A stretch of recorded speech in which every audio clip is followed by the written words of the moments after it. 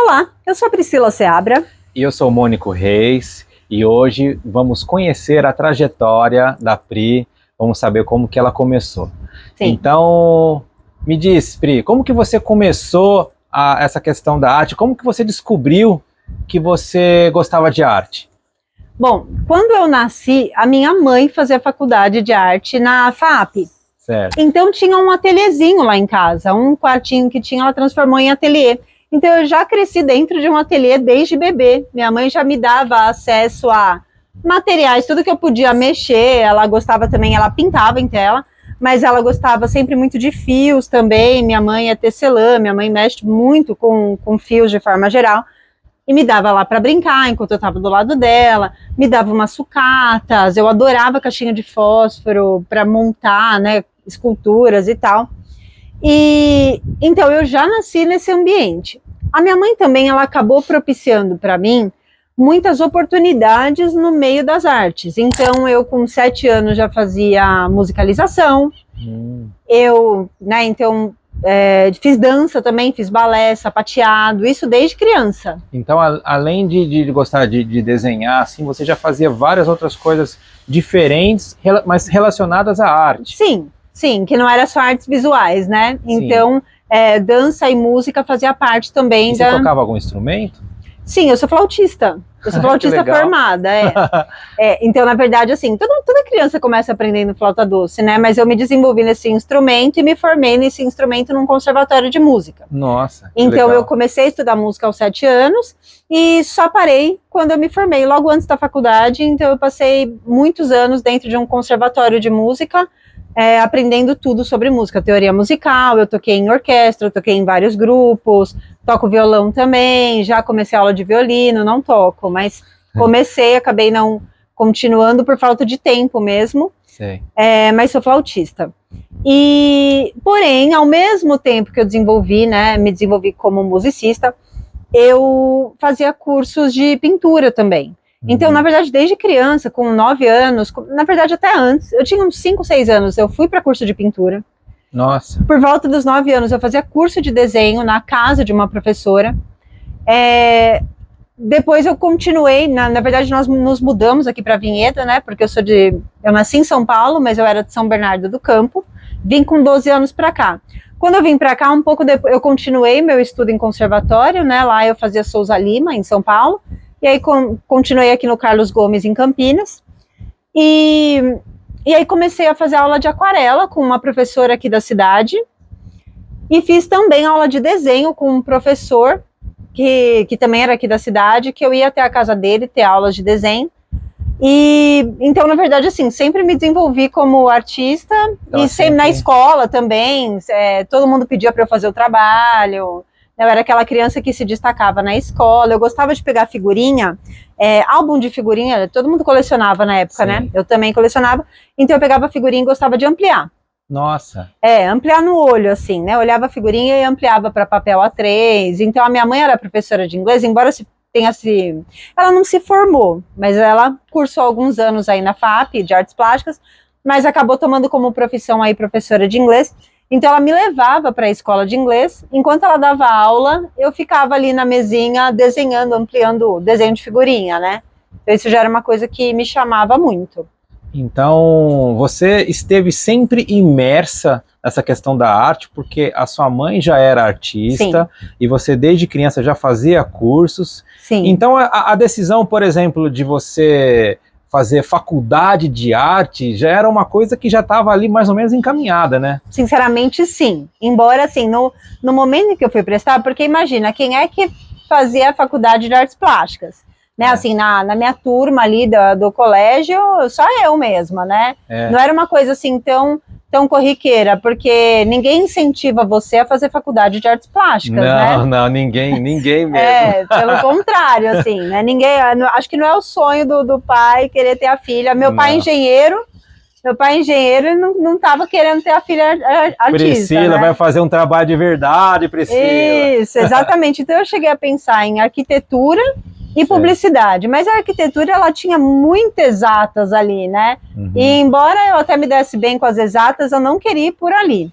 E E eu pensei em publicidade também, por essa questão criativa. Na época eu até fiz aquele, como chama, quando você vai, é tipo um aconselhamento, você vai numa pessoa especializada, você faz uns testes ali, eu esqueci o nome disso, que você faz uns testes para ver a sua aptidão. Ah, teste de aptidão? Será que era um teste de aptidão? Acho que sim. Acho que era isso. E aí, então, eu tive nota máxima em matemática, nota máxima em arte e nota máxima em trabalho ao ar livre. Bom, aí ele me sugeriu algumas coisas ali, publicidade também tava e tal, mas eu achei que a publicidade eu tava indo um pouco pela modinha, porque na época, eu não sei como tá hoje, mas na época tinha uma moda aí para publicidade, para turismo também. Na minha época também, muita gente, eu fui pro lado da administração, né? Esse não sai de moda. Mas publicidade era forte concorrente na época. Sim. E aí eu pensei, não, eu não vou pela moda aí, eu sou artista, eu gosto de ser artista, né? Claro que eu tive o apoio da minha mãe, já que ela mesma tinha cursado arte, então eu peguei essa carreira aí, né?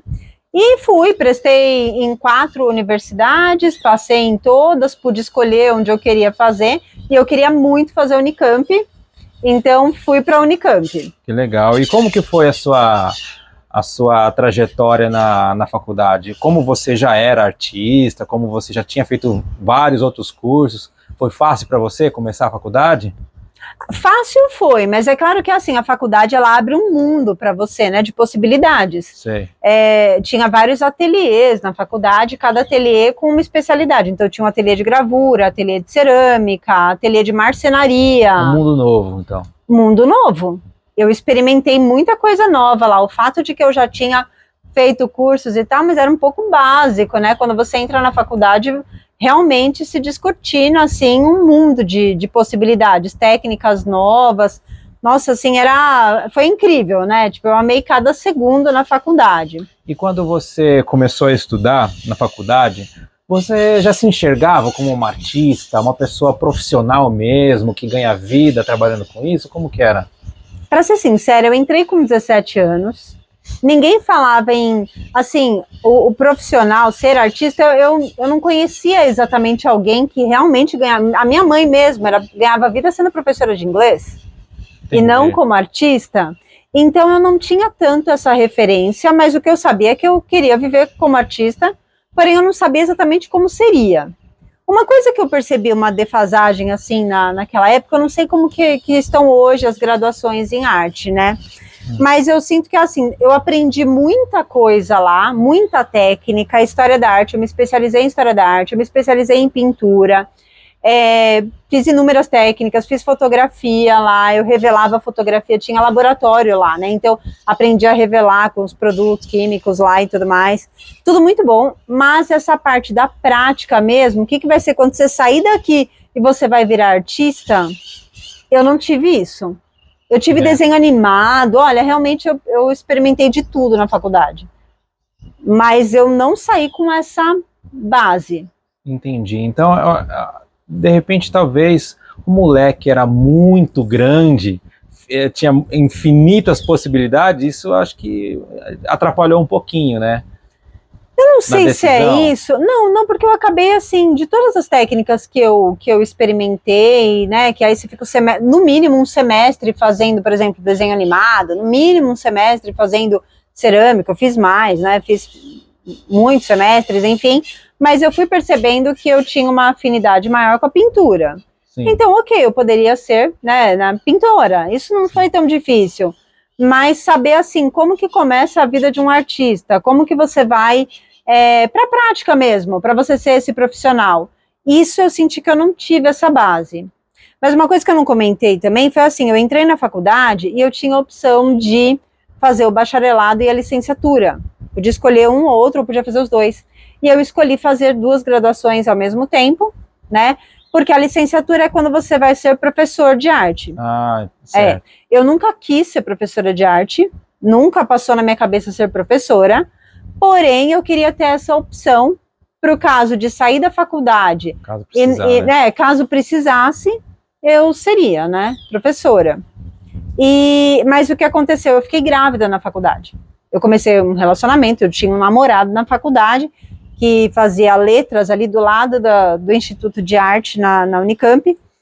E eu fiquei grávida aos 19 anos, tive o meu filho aos 20 e ele era um bebê especial. Então era uma criança especial que fez com que eu tivesse essa nova demanda. O pai dele não quis, ele não queria ter um bebê, né? Então eu acabei criando esse bebê sozinha. Você não teve apoio da família dele, de ninguém? Não, a família dele me ligou, a família dele morava em outro estado, me ligou para me pedir para abortar, ele me pediu para abortar também, e eu é que decidi que eu não queria abortar, eu queria ter um bebê. Eu ia ter, quer dizer, eu não tinha esse sonho, eu não tinha nem sonho de ser mãe, mas enfim, eu estava grávida e eu ia ter o bebê, né? Então, quando ele nasceu, para você ter uma noção, o pai dele nem estava no hospital, eu estava sozinha na sala de parto, quando ele nasceu. E aí, ele nasceu quando ele tinha 5 meses, a minha mãe se mudou de país. Ela foi para outro país e se mudou mesmo, ela ficou 16 anos fora do país. E o meu pai estava começando, meus pais são separados, ele estava começando um novo relacionamento e foi viver a vida dele. Então, o pai do bebê, que era o meu namorado, não queria saber dessa responsabilidade e eu fiquei sozinha com um bebê. Uma jovem grávida de uma criança especial. Sim. Que não tem mais os pais para ajudar. Exato. E o namorado sumiu, a Sim. família dele sumiu também. Sim. E aí, o que você fez? Então, aí é que tá. Eu tenho um lado meu, é muito prático, é muito racional. Sim. E quando você tem uma situação extrema dessa, que eu não tenho parentes aqui na cidade, né? Minha família é de São Paulo e eu que tô aqui. Você tem que agir, não tem opção. Você tem um bebê, o bebê precisa de você. Ninguém mais quer ajudar o bebê. Então o bebê é seu e precisa de você. Sim. Você toma o lado prático da coisa e você começa a fazer o que tem que ser feito. Então, assim, ele não se desenvolvia. Então você começa a levar em médicos, você começa a precisar descobrir qual é o diagnóstico, o que ele tem. Independente de saber o que ele tem, ele precisa de tratamento, porque se não está segurando o pescoço, se não consegue sentar, ele precisa de fisioterapia. Se ele não entende uma palavra do que você fala, ele precisa de fono, de terapeuta ocupacional. Ele começou de neurologista, olha, geneticista. Se você souber o tanto que eu fui em médico, então eu tinha 20 anos, uma faculdade para terminar, eu levava ele para a faculdade, eu pedi autorização para os professores. Você levava ele? Levei, porque quando ele nasceu eu estava iniciando o meu 4º ano de faculdade e eu fiquei, na verdade, 5 anos. Então, nos 2 últimos anos eu levei ele para a faculdade comigo. E, ao mesmo tempo, se eu não estava na faculdade, eu estava sempre cuidando dele, claro, e andando para tudo quanto é médico e terapias. Ele começou a fazer terapias com 1 ano e pouquinho, né? Que terapias? Fisioterapia, terapia ocupacional, fonoaudiologia, foi para natação, enfim, algumas coisas. No decorrer da vida dele, ele fez várias outras, né? Ecoterapia, que é no cavalo, enfim, fez várias coisas. Mas eu comecei a correr atrás disso. Então, imagina como que ficou questão de carreira, se eu tinha um bebê precisando de mim, né? E detalhe, você fazia 2 faculdades, 2. Né? Você fazia faculdade de bacharel e licenciatura. E licenciatura, era período integral, ficava o dia inteiro na faculdade. Nossa Senhora. Aí eu levava carrinho, levava bolsa com todos os apetrechos lá que você leva para um bebê, né?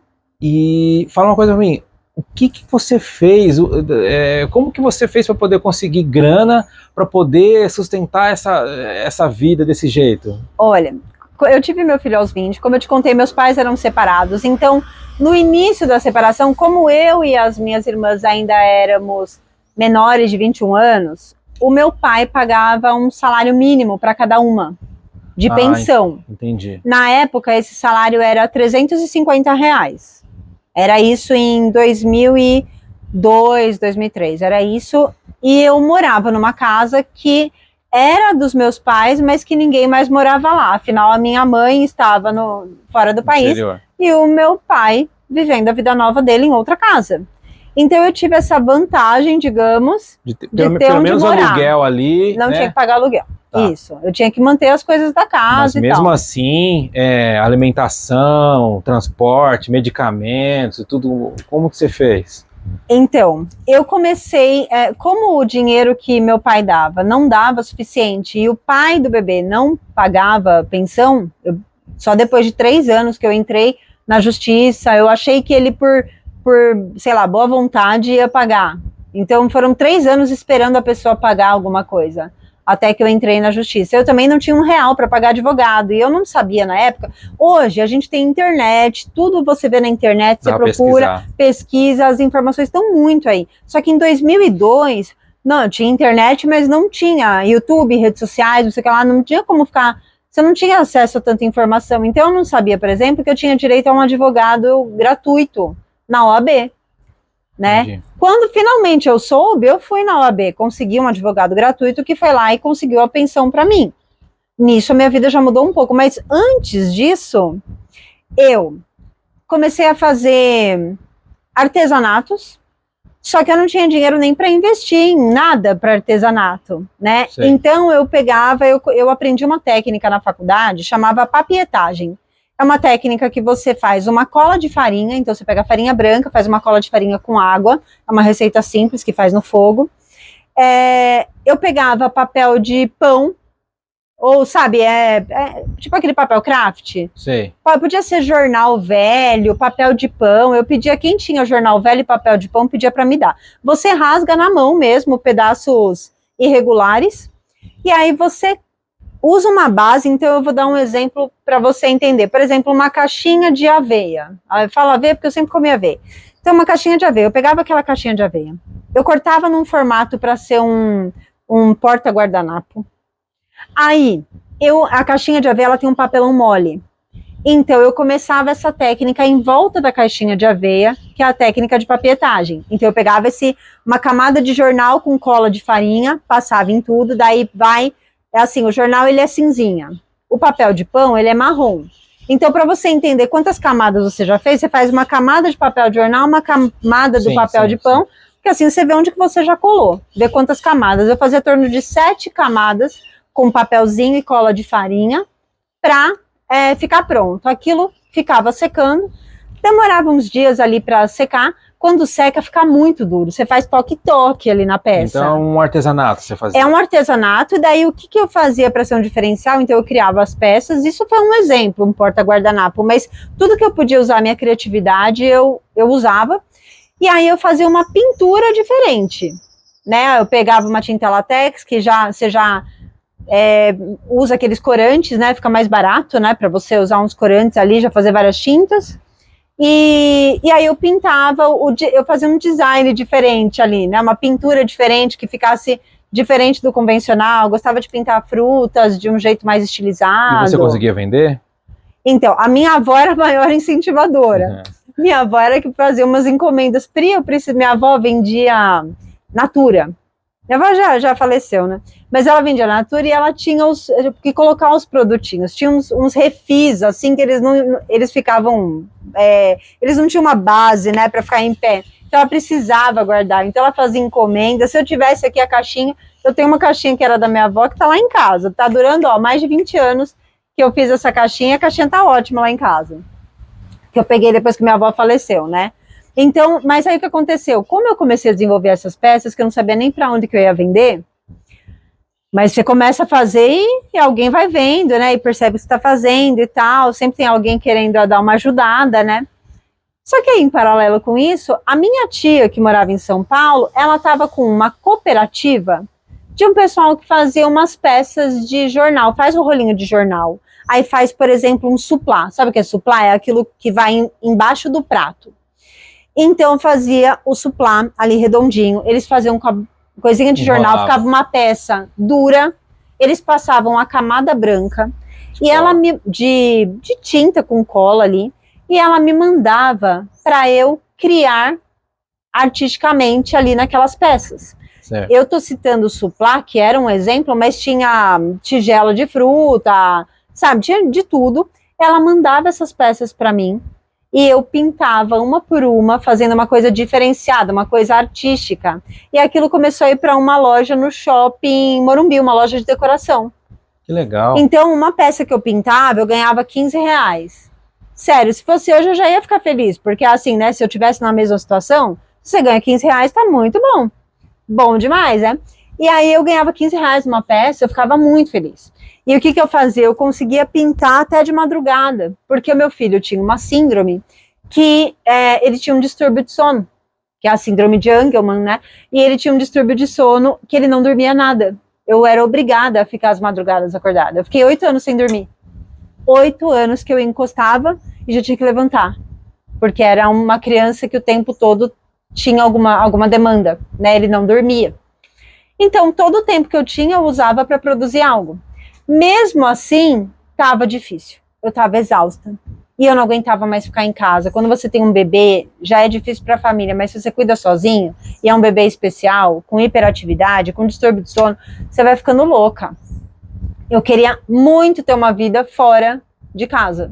Assim, trabalhar, alguma coisa assim, que eu não ficasse só em casa o tempo todo, né? Com isso, eu conversando com a minha avó lá de São Paulo, que também já faleceu, mas eu conversando com ela, ela falou, Pri, se você arrumar um emprego aqui, eu consigo cuidar do Cali para você. Eu falei, então eu vou trabalhar em São Paulo. Olha só como que é a questão de mentalidade que eu vou te falar. Eu sempre fui assim, o que eu enfio na cabeça, vou lá e faço. E eu falei, então eu vou trabalhar em São Paulo. Comentei com um tio meu, que eu já falei, minha família toda é de lá. Eu falei pro meu tio, eu tô procurando emprego em São Paulo, para ser professora de arte, né, em alguma escola. 2 dias depois ele me mandou no site da Cato. Eu não sei se existe ainda hoje, era um site de emprego. Na minha época tinha. Chamava Cato. Ele me mandou que tinha uma vaga de professor de arte numa escola lá no Santo Amaro, em São Paulo. E eu falei assim, que legal, eu vou trabalhar lá. Eu não pensei que eu estava concorrendo com pessoas, eu não pensei que eles precisavam me querer, passar por um processo seletivo. Eu só falei assim, legal, eu vou trabalhar lá então, vou mandar o currículo. Mônica, você acredita que eu só mandei esse currículo? Eu mandei o currículo para essa escola e falei, então eu vou trabalhar lá. E aí me chamaram para uma entrevista, eu cheguei assim de mãos abanando, eu nunca esqueço esse dia, primeiro porque foi minha primeira entrevista de emprego. E eu cheguei e tava aquele monte de... só mulher, não tinha nenhum professor, só tinha mulher lá, todas com um portfólio. E eu nem tinha portfólio. E eu pensei, nossa, mas por que estão com portfólio? Porque não estão contratando artista, estão contratando professor de arte aqui. Eu falei, bom, eu estou sem portfólio, estou de mãos abanando, vou desse jeito mesmo, que é o que tem para hoje, né? Então, eram umas 15 pessoas ali, todas foram entrevistadas, chegou minha vez, eu fui entrevistada. Você foi a última, então? Não, eu não fui a última, também não fui a primeira. Depois eu larguei, fui pra entrevista, já fui embora, já peguei um ônibus e fui pra casa da minha avó. Sim. E a cadeira, eu nunca esqueço aquela cadeira que era giratória, e eu agitada, e gira, eu só não fazia a curva inteira, mas gira, e vou respondendo, ansiosa, e vou respondendo ali, e até contei dessa minha experiência com arte mesmo, com música, com tudo, né? Uma experiência de aula não tinha nenhuma, a não ser estágio, porque eu fiz estágio na faculdade. Sei. E saí de lá tranquila, cheguei em casa, minha avó ainda perguntou, e aí, filha, né? Ela me chamava de filha. E aí, filha, tudo bem lá? Eu falei, tudo, fui super bem, né? Tipo, falei quem era eu, fui muito verdadeira, sabe? Eu fui eu lá. E quando foi 2 dias depois, me ligam da escola e falaram, olha, você foi selecionada. Nossa, você foi escolhida. Eu pensei, meu Deus do céu, sabe? Que legal. Daí já fui lá. Tipo, foi uma coisa muito legal pra mim. E o pessoal lá me adorou. Eu dava aula pro Fundamental 2 e pro ensino médio. O detalhe, os alunos do ensino médio tinham até 18 anos. Eu tinha 22. Tipo, você tava dando aula pra uma galera que é praticamente a sua idade. Brother, tanto que o pessoal me adorou. Eu fui noiva da festa junina naquele ano, lá do colégio. O pessoal me chamou pra ser noiva lá. A Pri vai ser a noiva. O pessoal adorava, assim, sabe? E eu dava uma aula, assim, diferente, que era muito legal, dar pro Fundamental 2 e pro ensino médio. Porque eu levava coisas assim totalmente fora. Eu tenho, na verdade, umas revistas. Eu comprei num brechó não, num sebo, no Rio de Janeiro, lá para 2003, por aí, 2002, 2003, eu comprei umas revistas. Mas nisso, você tinha acabado de se formar na faculdade? Tinha acabado de me formar. Eu me formei, eu tive 2 graduações. Uma eu me formei em 2002. Uma em 2003. Em 2004 foi o ano que eu entrei nessa escola. E você ficou quanto tempo lá? Aí é que tá. Eu comecei, estava tudo muito bem. Aí meu filho teve uma pneumonia gravíssima, eu fui parar no hospital, ele foi para UTI, ficou 7 dias na UTI, e depois precisou ficar 1 mês no hospital e eu tive que me internar com ele. Afinal, ele era uma criança de 2 anos. E eu perdi o emprego. Claro, todo mundo, assim, as portas estão sempre abertas para você e tudo mais. Fala assim, mas... Porém, eu tive esse problema, então durou pouco, né? Aí eu pensei, bom, eu acho que ele teve pneumonia porque estamos em São Paulo, porque é mais poluído, eu sou do interior, falei, eu vou voltar. Quando eu voltei, uma amiga minha me indicou para uma escola lá de Campinas, que estava procurando especificamente um professor de arte que tivesse formação em artes visuais e música. Nossa, e é uma formação muito específica. É para mim essa vaga, especialmente feita para mim. Total, tanto que quando ela falou, Pri, eu te indiquei, eu já pensei, vou trabalhar lá. Eu também, ignorei o fato de que tem processo seletivo. Eu só fui, e realmente fui contratada pela escola. Mais uma vez, o meu filho ficou internado em outra internação, e eu tive que deixar o emprego. E quando eu passei por isso... Deixa eu só fazer um parênteses. Sim. É muito legal essa questão de você mentalizar algo, você já imaginar que aquilo foi alcançado e você alcança. Sim. Então, assim, uma coisa artista que a gente vai falar muito aqui no nosso canal, essa questão da mentalidade, de você acreditar, de você projetar algo que você deseja muito e agarrar com força, porque o universo, Deus, a força cósmica, alguma coisa vai trazer aquilo para você. Não, mas desculpa realmente. atrapalhar, vamos continuar. Mas realmente, eu sou muito assim. E na verdade, hoje eu até estudo essas questões. Mas eu não estudava na época, era algo instintivo meu, realmente acreditar que aquilo já era meu, né? Bom, mas então eu perdi esse emprego, porque mais uma vez eu fiquei internada, e eu percebi, só que aí nessa ocasião, isso foi em 2004, sim, logo em 2005 eu comecei a receber pensão finalmente. Veja, meu filho nasceu em janeiro de 2002, em 2005, 3 anos depois, eu comecei a receber pensão, que me ajudou. Eu já estava acostumada a viver numa miséria. Por quê? Sim. Porque quando você recebe um salário mínimo, qualquer um que recebe um salário mínimo sabe do que eu vou dizer. Não bate as contas. Não bate. Um menino que convulsionava direto, muitas convulsões, que eu não comentei antes, mas ele tinha muitas convulsões e ele tomava remédio para convulsão. Eu tinha que levar em terapia especializada, que era paga. Tudo que eu tinha de dinheiro era para ele. Inclusive, quando eu trabalhei em São Paulo, o dinheiro que eu recebia pagava escola, porque meus avós já eram idosos na época, né? Então eu não deixava ele o dia inteiro com os meus avós. Ele ia para uma escolinha e eu pagava fisioterapeuta para ir na escolinha. Te juro que meu dinheiro ia só nisso. Ainda assim, eu estava contente de estar exercendo alguma profissão e de estar um pouco fora de casa, né? Bom, mas aí quando aconteceu que eu tive que perder esse emprego também, eu pensei, eu não tenho opção que não seja um emprego público. Porque eu estou... Pra te dar uma estabilidade, né? Sim. Porque qualquer momento, pela experiência que você já teve, se tiver que correr com ele, internar com ele de novo, puta, vai perder o emprego de novo. Exato, eu passei isso 2 vezes no mesmo ano. E aí eu percebi que eu precisava de uma estabilidade e eu percebi que as internações, para você ter uma noção, quando ele nasceu, ele já não foi embora em 2 dias como qualquer bebê. Já ficou 1 semana ali no hospital. Já tomou banho de luz, que nasceu com icterícia, já nasceu com sopro no coração. Eu tive que fazer exames de coração nele quando ele tinha 6 dias de idade. Então, eu já tinha passado por esse tipo de coisa, né? E aí eu percebi que eu precisava de um emprego público. E eu pensei, bom, eu preciso que seja aqui na minha cidade ou muito perto, porque eu preciso conseguir dar conta da vida, né? Certo. De morar, de estar, eu não dava, se fosse longe eu ia morar onde? Entendeu? Onde que eu, tipo, será que o emprego ia pagar o salário que eu precisava para pagar um aluguel, sendo que eu já tinha uma casa que eu estava morando de graça, né? E aí foi quando, então isso foi 2004, 2005 eu comecei a receber pensão, isso deu uma ajudinha. E aí, quando foi em 2006, saiu o concurso aqui na cidade, concurso público para professor de arte, quer dizer, para vários, né, cargos, mas para professor de arte também. E aí eu fui lá, mais uma vez a questão da mentalidade. Tinha assim, professor de arte para educação infantil e professor de arte para o Fundamental 1.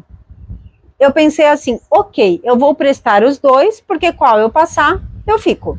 Se não der um, pelo menos no outro garantia. Ai, vou beber uma aguinha aqui. Para mim já era certo que um era meu, né? Certo.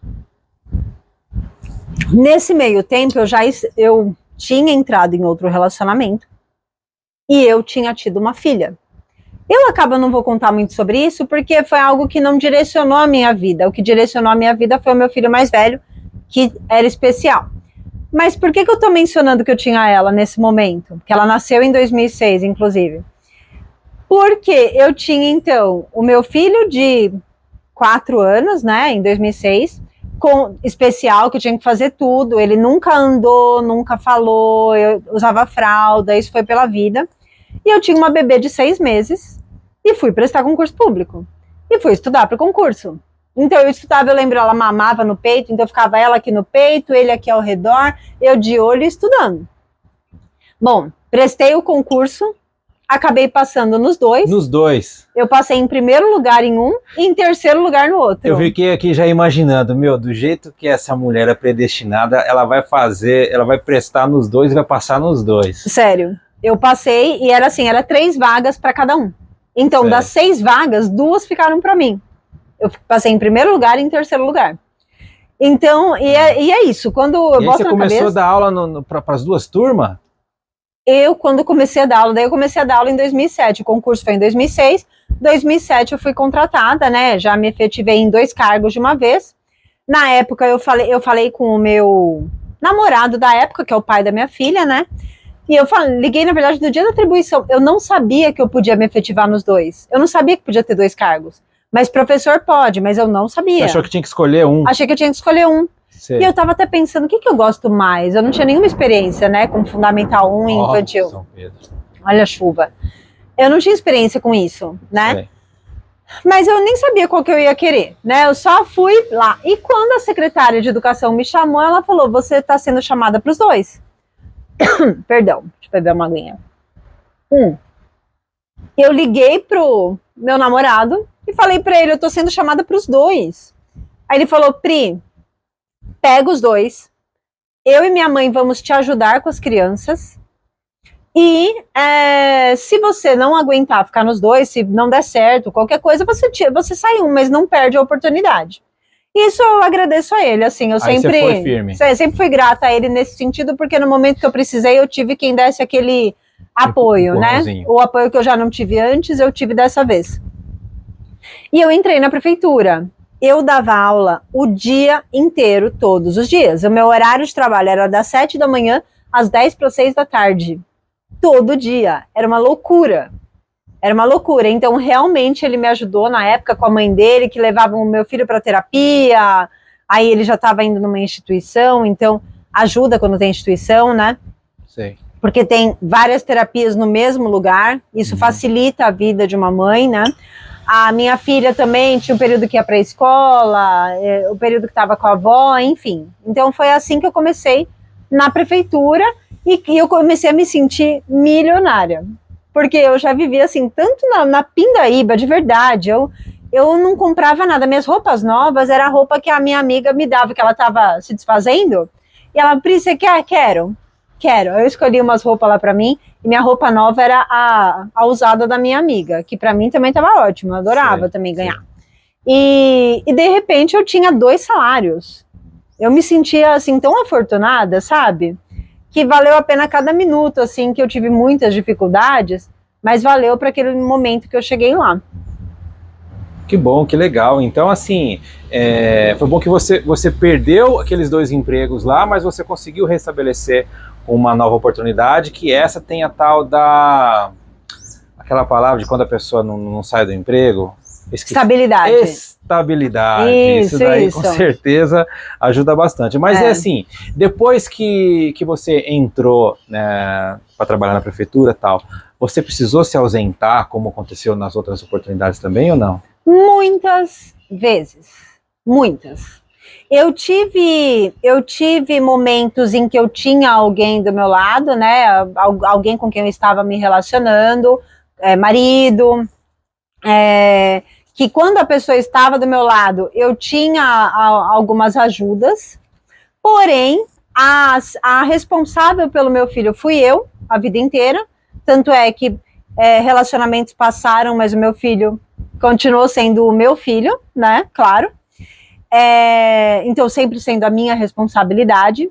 Então, o que aconteceu? Ele teve momento em que ele não precisou ficar tão internado, que ele não teve tanta pneumonia, porque ele teve muitas internações, mas teve períodos assim em que ele não teve. A convulsão foi uma coisa que teve também alguns anos que parou, aí depois a partir dos 12, 13 anos ele voltou a convulsionar com tudo e nunca mais parou de convulsionar. Entendi. Não teve nenhum remédio, nem o canabidiol que eu dei também, às vezes as pessoas perguntam, dei o canabidiol, não resolveu, e eu precisei sim me ausentar por causa dele, nunca perdi o emprego e o objetivo era esse mesmo. Entendi. Né? Deixa eu perguntar só uma coisinha. Você, além de dar aula para essas duas turmas, você arrumava tempo para você e ainda ter que criar não era duas turmas, né? Era assim, no começo eu tinha 47 turmas. Porque é assim... Como é?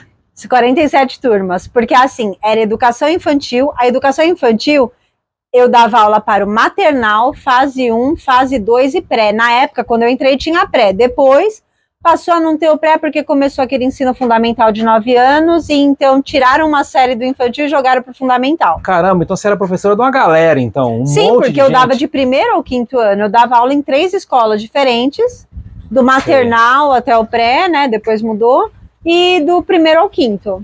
Então, Pri, me fala, nesse tempo que você estava dando aula para essa turma toda aí, você tinha tempo para poder pintar obras de arte também, para fazer exposição, para vender, ou para você mesmo? Bom, na verdade, todo o meu tempo livre que eu tinha, normalmente de final de semana, eu usava para pintar. Sempre coloquei as crianças por perto, né, porque assim, quando você tem filhos pequenos, se você quer conseguir fazer alguma coisa, insere os filhos, sabe? Sim. Então eu sempre fiz isso, sempre fui inserindo e tal, e eu pintava bastante. Na época eu não estava olhando para a pintura como profissão, porque eu estava o dia inteiro trabalhando na escola e recebendo um salário e cuidando de filhos, e o meu filho com as demandas dele e tudo mais. Porém, me apareciam vendas assim constantes, na verdade. Porque eu ia pintando pelo grande prazer que eu tenho em pintar. E aí quem ia em casa gostava e falava, vai Pri, vende para mim, eu quero dar um presente para uma pessoa, vende para mim essa tela. Eu não sabia precificar na época, então olha... Penei, assim, hoje eu olho e falo, meu Deus, eu vendi tal tela por tal preço, mas não tem problema, né? Esse é um problema de todo artista iniciante, a questão da precificação, né? E também questão de valor, né? A gente acha que nosso trabalho não vale tanto. Às vezes a gente não sabe o valor. Exatamente. E aí a pessoa oferece um precinho bem quase que de graça ali, a gente acaba aceitando, porque, assim, por um lado é bom, porque a gente ganha experiência, ganha maturidade, a gente tem a oportunidade de fazer trabalhos diferentes, né? Sim. Mas a gente olha para trás e fala assim, nossa, eu já fiz cada coisa. Eu tinha vergonha de cobrar, parece que você não quer receber, sabe? Eu tinha vergonha, não sabia se o trabalho valia, enfim, eu tive esse problema, assim. Mas e aí, você, nesse período, você já começou a vender algumas telas? Sim, como que é? Então, eu comecei a vender justamente para pessoas que frequentavam a minha casa, viam telas espalhadas por tudo quanto é canto, paredes e tal, e queriam comprar. Então, mas aí você, por exemplo... Principalmente, assim, parentes e amigos, né? Você não divulgava tanto, assim, que você era artista, que você fazia anúncio, fazia exposição, essas coisas, não? Não, eu participei de exposições na época, sempre que tinha alguma oportunidade estava expondo, até cheguei a vender em exposição. Inclusive eu acho que é assim, muito mais eficiente, pelo menos para mim, tá? Muito mais eficiente do que o Instagram são as exposições. Para vender tela, Eu acho. Se a minha tela tá ali exposta, e principalmente em exposição mesmo de arte. Se tá num parceiro, por exemplo, que eu tenho parceiros e tal, né, restaurante, outras coisas, também chama atenção, mas quando a pessoa tem interesse em arte e vai na exposição de arte, parece que ela já se conecta mais, sabe? Então, até hoje eu considero que o lugar melhor para vender é em exposição de arte, Exatamente. pelo menos para mim. Inclusive, artista, a gente já deve ter falado isso um monte de vezes, mas a gente gosta sempre de frisar. É muito importante você ter alguém para te ajudar a vender o seu trabalho, seja uma galeria de arte, seja algum parceiro comercial. Então, assim, eu não consigo entrar ainda numa galeria de arte. Ok, não tem importância. Você começa em estabelecimentos mais próximos, mais acessíveis, né, que nem a Pri falou, restaurante, uma padaria, salão de café, beleza. Salão de beleza. Então, assim, a gente faz essas parcerias aí, coloca uma etiquetinha ali com seus dados ali, escrito obra à venda, para poder facilitar a venda de obra de arte. Mas eu ia comentar uma coisa, né? É legal ter alguém, um parceiro, assim, me ajuda muito mesmo ter esses parceiros, mas quem se vende mesmo somos nós, né? A gente que vai lá e se posiciona e se vende, né? Então eu sinto isso, assim, que eu sei disso hoje e faço isso hoje, mas antes eu era meio perdida, até porque eu tinha um grande problema, era dinheiro, né? Se afinal eu saí da faculdade com tudo isso que eu contei, e o emprego que eu peguei na prefeitura resolveu o meu problema de dinheiro. Então aí se eu tinha essa parte estável, eu conseguia me dedicar ao meu filho, né? E era até sorte, eu acho, de vender telas. Que realmente, assim, quando eu digo sorte, assim, das pessoas chegarem, não que o trabalho não fosse legal, mas realmente das pessoas chegarem, eu não estava mostrando tanto, mas das pessoas chegarem e querer comprar. Sabe o que eu acho? Acho que é uma sucessão de vários plantios, né? A gente planta uma sementinha aqui, outra ali, outra ali, outra ali, e aí esse acúmulo gera algo que vai atrair os compradores para o seu trabalho. Então, assim, muito artista acha que, até eu pensava assim, vai chover de gente querer comprar o meu trabalho, um monte de pessoas interessadas, porque eu me esforço muito, porque eu me dedico muito, porque eu pinto bastante e tal, e não é bem assim, né? A gente precisa usar várias estratégias para a gente conseguir mostrar o nosso trabalho, gerar desejo nas pessoas e fazer esse desejo se transformar em vendas. Sim, eu percebi isso bem depois, né? O que aconteceu? Eu tinha me casado, né? Porque não, é impossível contar a minha história sem contar que houve realmente uma história de vida aí, com filhos, com relacionamentos que fizeram parte dessa construção de vida ou também desconstrução de vida, garanto. Então, quando foi em 2016, eu era casada e passei por um divórcio muito difícil. Eu tinha uma bebê de 1 ano, o meu filho tinha 14, 15 anos e ele entrou em depressão com esse divórcio. Eu entrei em depressão, foi terrível, assim, é uma coisa pessoal, mas que influenciou. E eu, para tentar sair daquela situação, assim, terrível em que eu estava emocionalmente, eu comecei a usar mais o Instagram. Eu nem usava direito, todo mundo já tinha Instagram, eu não tinha ainda.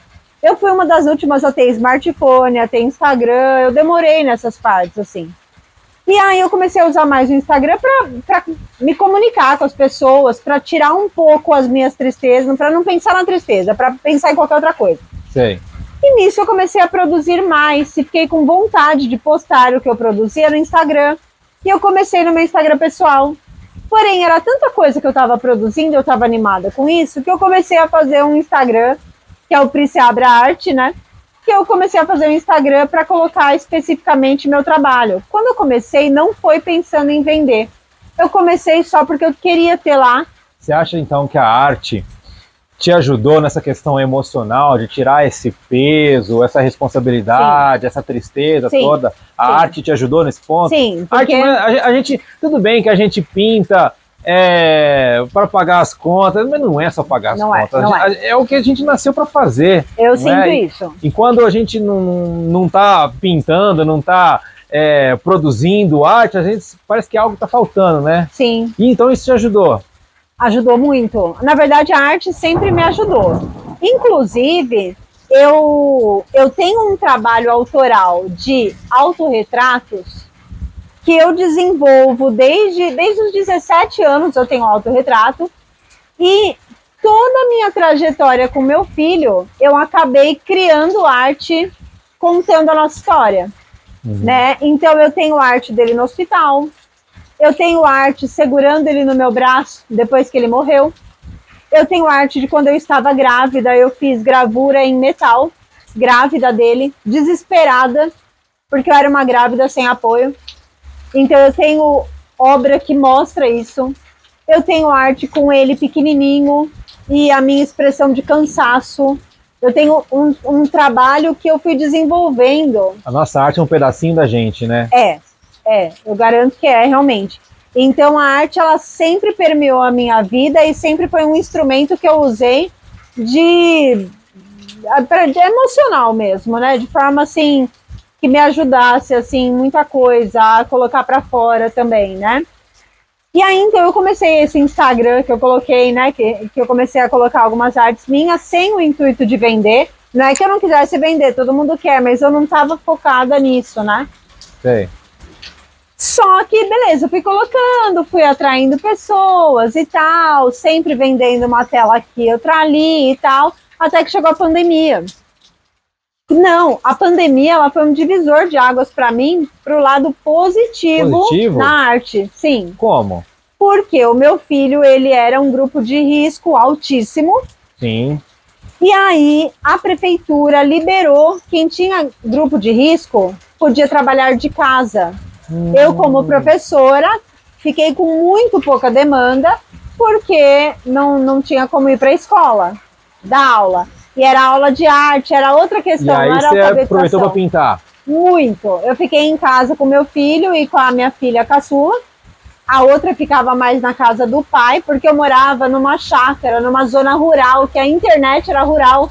Eu não tinha mau acesso a nada. Entendi. A internet era muito ruim. E eu usava meu tempo todo ali. Eu tava, claro, cuida de casa, cuida de filho, faz tudo, mas pinta também. E aquilo foi uma coisa que me fez amar tanto aquela sensação de ter a arte como pessoal. Hoje tá caindo o mundo aqui. Mas de ter a arte como profissão, que aquilo virou uma chave na minha cabeça e eu falei, é isso que eu quero da vida. Então foi sim um divisor. Que legal. Sim. Não, então, outra coisa que eu quero saber, da onde você tirou tanta força para superar tantos obstáculos assim e conseguir mesmo assim seguir firme, forte e continuar nessa pegada da arte aí na sua vida? Olha, eu vou dizer assim que eu sinceramente acredito que a arte em si já me ajuda nisso. Certo. Mas eu sempre tive esse jeito na vida de ser uma pessoa que faz o que tem que ser feito. Sim, é bem prática. Prática. Eu sempre fui muito racional e aí eu sempre olho o que na prática eu tenho que fazer. Então eu fiz isso quando eu fiquei grávida e o pai não quis. Eu fiz isso quando eu tinha um bebê para criar. Eu tô sempre pensando o que eu tenho que fazer agora, né? E eu não me deixo cair. Não que isso seja fácil, porque eu já tive depressão, e quando você tem depressão, você cai com tudo. Tem uma coisa que eu acho que é impressionante nos artistas, é que muitas vezes a gente tá despedaçado por dentro, a gente tá destruído, cansado, exausto, cheio de um monte de preocupações, e a gente está pintando coisas alegres, bonitas, coloridas. Eu vejo muita cor no seu trabalho, eu vejo muita expressão. E eu queria aproveitar o gancho para te perguntar, quando que começou esse negócio de fazer essas pinceladas fortes? Porque, assim, eu uso as bolinhas por cima dos meus quadros, mas você tem essas texturas que você faz, essa desconstrução. Por que você faz isso e como que você começou isso? Acredita que a minha primeira tela assim foi em 2020, o ano da pandemia? Então você não fazia assim antes? Não, não. Eu sempre pintei muito colorido. Sim. Mas essas pinceladas marcadas eu comecei na pandemia. A pandemia ela trouxe muito pra gente essa questão de que tudo é efêmero, né? Muitas pessoas perderam seus parentes, seus entes queridos na pandemia. E mesmo aquele momento, para mim, era um momento tão difícil, porque eu estava protegendo o meu filho de pegar Covid, né? E parecia tudo tão frágil. E aí eu comecei a usar essas pinceladas como se fossem moléculas. Porque assim, as moléculas estão em todo lugar formando coisas, estão sempre agitadas. A gente não vê que está agitada, mas elas estão ali, estão vibrando, né? Então é como se eu captasse o instante em que as moléculas estão vibrando. Então, para mim, essas pequenas pinceladas representam essas moléculas que estão sempre se agitando e formando algo naquele instante. Tudo é passageiro, tudo é efêmero, sim, né? E aí eu vi muito sentido nisso. E comecei a pintar só desse jeito. E o que aconteceu? As pessoas começaram a identificar essa técnica como meu estilo. Então, embora eu já considerasse que eu tinha um estilo, mas eu acho que esse fixou mais, assim, para as pessoas.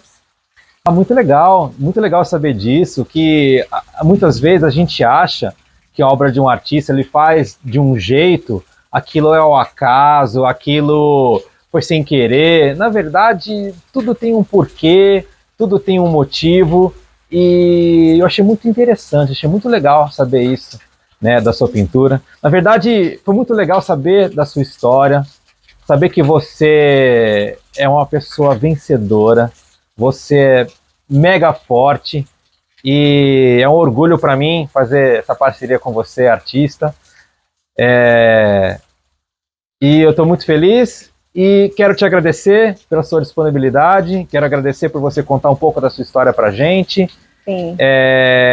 E convidar você, artista, a também contar mais de você, falar do seu trabalho, mostrar a sua arte para o mundo e perceber que muitas vezes a gente vai passar por um monte de dificuldade, a gente vai passar por muitas coisas que vão tentar nos derrubar, tentar fazer você desistir, mas não desiste, não desiste, porque é o que você nasceu para fazer, é o que você faz de melhor, que você ama fazer, que é pintar, esculpir, desenhar, independente de forma de arte. Se você é um artista, fique firme, fique forte, a gente está aqui para te ajudar. Eu queria dizer também assim, na sua trajetória, olhe para o lado bom das coisas, por pior que seja, ou olhe para algum lado positivo, para onde você possa se agarrar no positivo, né? Então, como eu contei, eu perdi o meu filho, né? No final das contas, eu dediquei minha vida a ele, e eu perdi ele, e ainda assim, eu estou aqui, vivendo a minha vida de artista, buscando novos horizontes e me agarrando em alguma coisa positiva para seguir, mesmo eu tendo passado pela maior dor emocional que existe no mundo, que é a perda de um filho, né?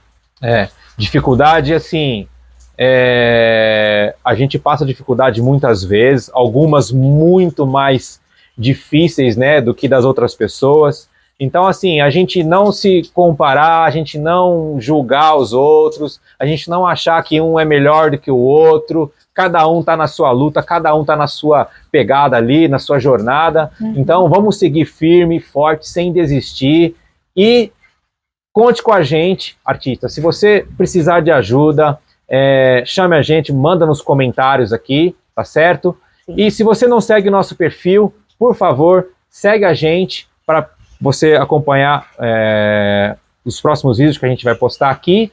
E não se esqueça de deixar o like para fortalecer e para mais pessoas, né, acompanhar o nosso perfil aqui, tá bom? Muito obrigado.